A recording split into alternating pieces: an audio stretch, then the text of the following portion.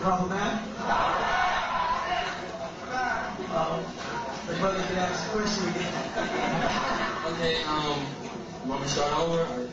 Yeah. Okay, my question is, if,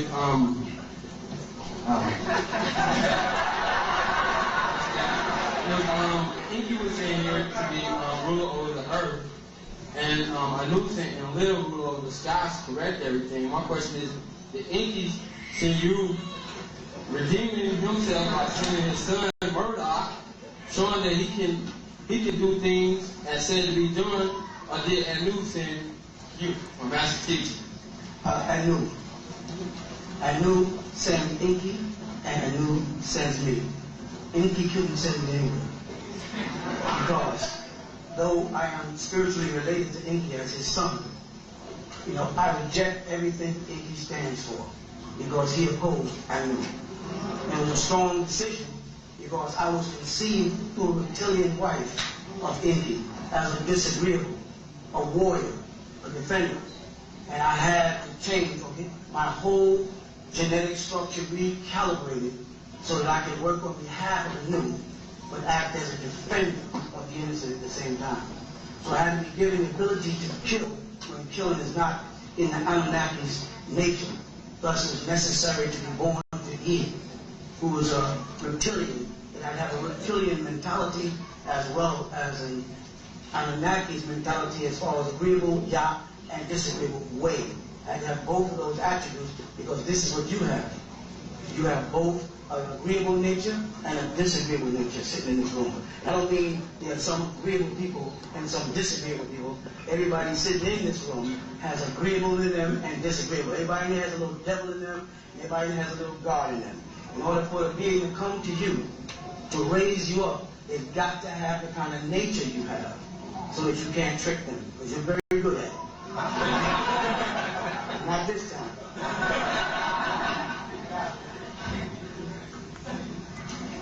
Nothing to resist. Don't want to triple. Anything else? The brother from Washington came down a long way, and people from Washington, I assume, are in the house. Good to see you all out here. He did a very good job. He was a good teacher. I know you'll learn a lot.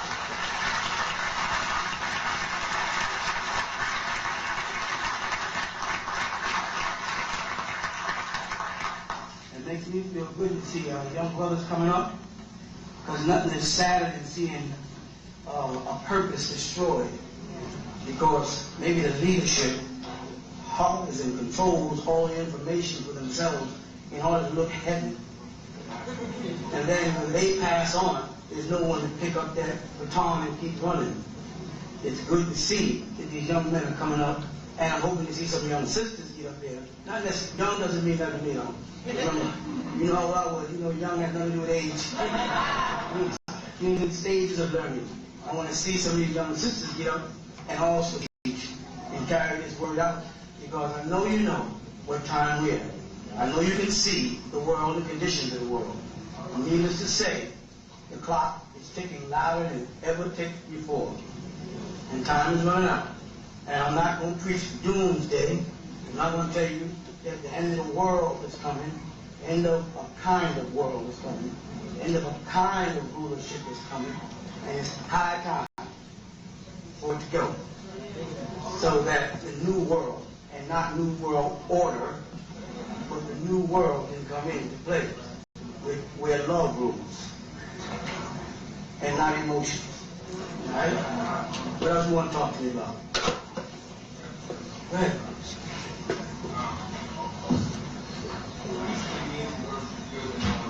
Me and some brothers was building on the idea of why is it we have to get back to a state of Wapu, and we were looking at it as a neutral state. Okay, and I was thinking on that. Sorry, you look at it as a neutral state. Yeah, we look at it as a neutral state. I'm saying Wapu as a neutral state. And whatever that means. I don't know what that means. I'll go with you with that.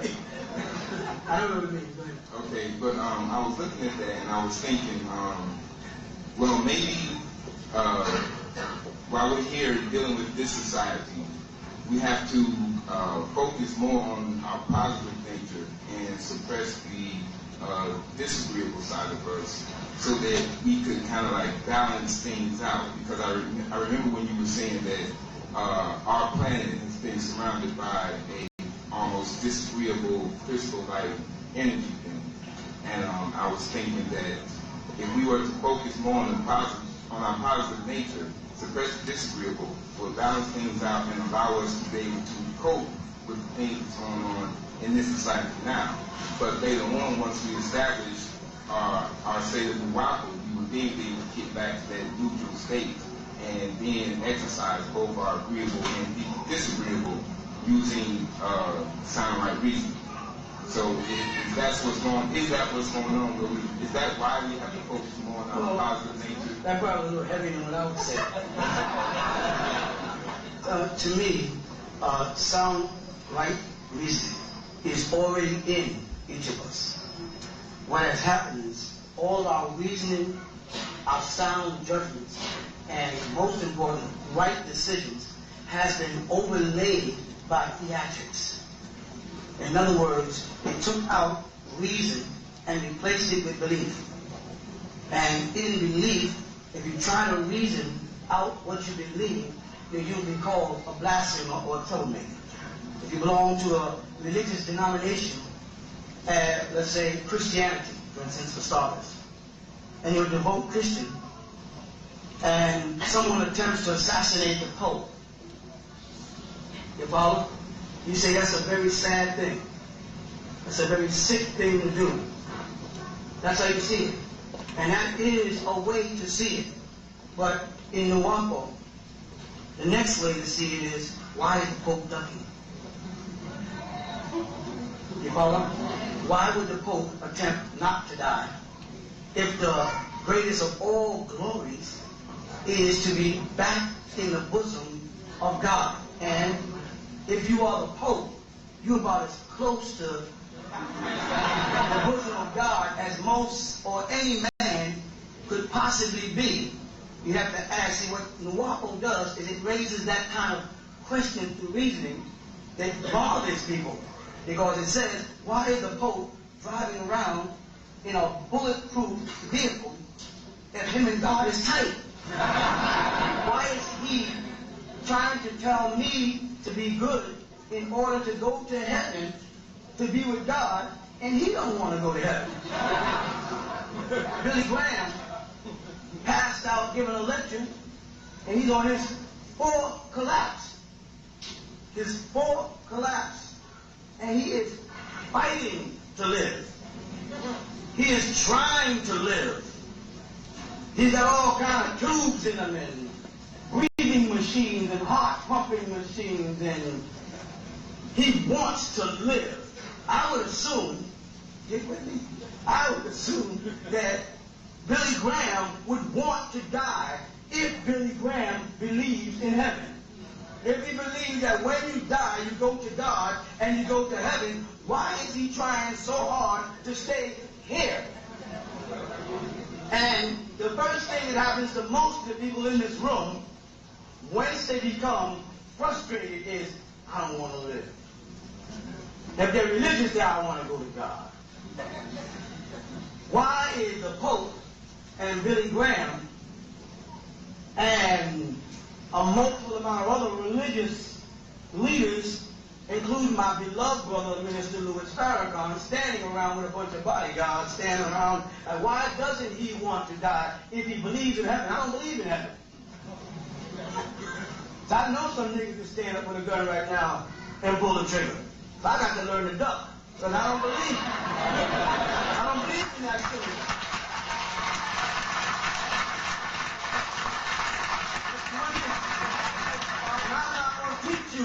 To be so God-fearing that you don't have enough sense to duck when the nigga stand up with that gun.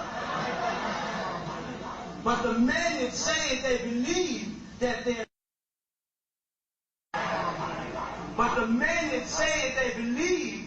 there's some heavenly abode that we all go to, and that God is there waiting to embrace us, and his son meets us on the way through the light. Why are they trying not to get there?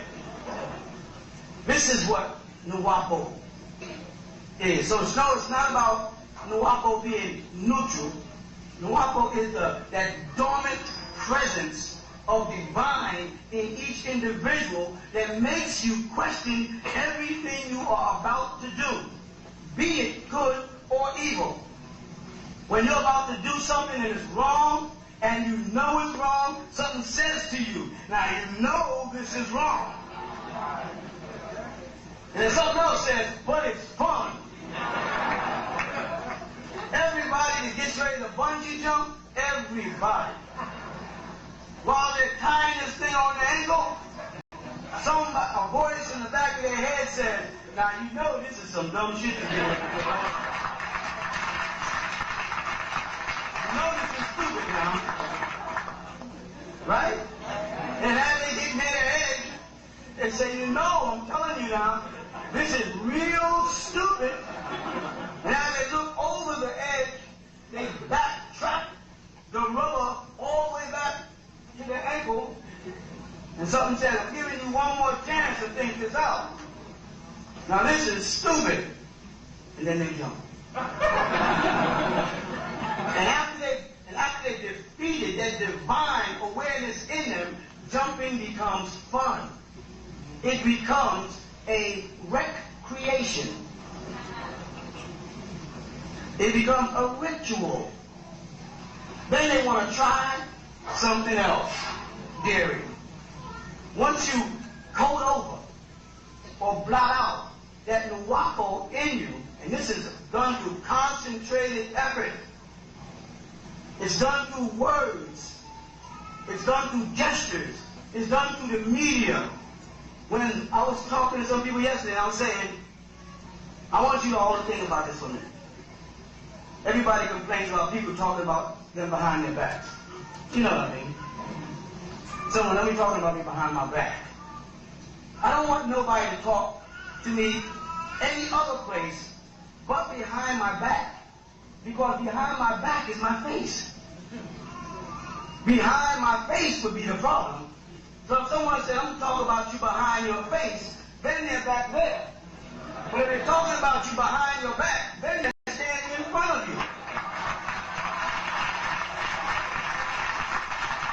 That may sound silly, but whoever has taught us to accept this ass-backwards thinking has succeeded in tricking us to think the way they want us to think.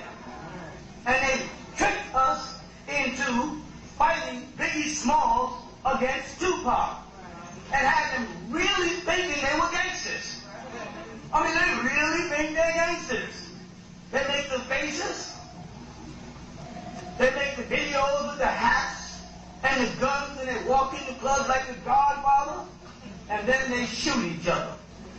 And I think this Bible says, as a man thinketh, so shall it be. These people think themselves into their own destruction. But what type of tricks are used to make us susceptible to that type of thinking that was frightening? How easily is it done?